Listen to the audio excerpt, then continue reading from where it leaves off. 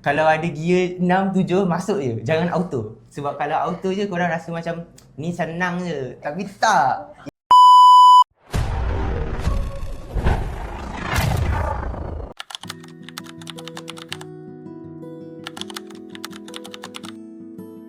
Nama saya Nurhadis Hazrina binti Muhammad Nizam. Saya dari kelas 5 STEM A dan Nama saya Farah Nabila binti Zaimi. Saya merupakan bekas pelajar 5 STEM A tahun 2025. Nama saya Faria Sofian. Saya daripada kelas 5 STEM A. Nama saya Zara Afina binti Syarul Faizal dan saya dari kelas 5 Al-Jazari.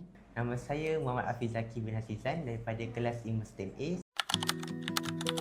saya memperoleh 9 A+ dan 1 A solid. Saya memperoleh keputusan 8 A+ dan 2 A solid. Saya memperolehi keputusan SPM 6 A+ dan 4 A solid. Alhamdulillah, saya berjaya untuk meraih 5 A+, 3 A solid dan 1 A-. Masa dapat keputusan tu, saya ada mixed feeling. Rasa tak sangka. Macam saya sendiri tertanya, betul ke ni keputusan saya dan layak ke saya dapat keputusan ni? Saya rasa sangat gembira dan puas hati.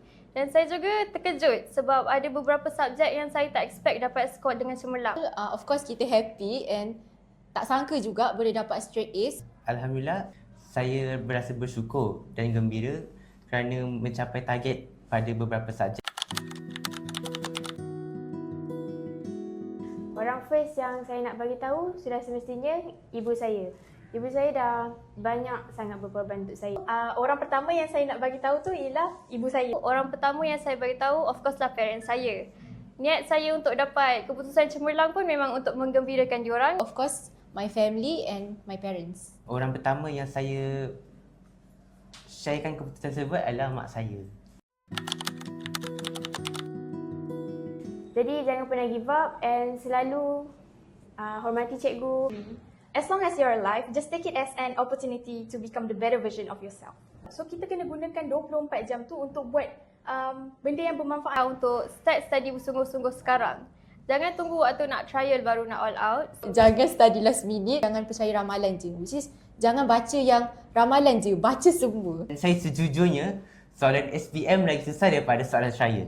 Betul. Jadinya, jangan percaya ramalan, buat betul-betul. Bye. So, bye-bye. Bye. Bye. Bye. Betul jujur kan?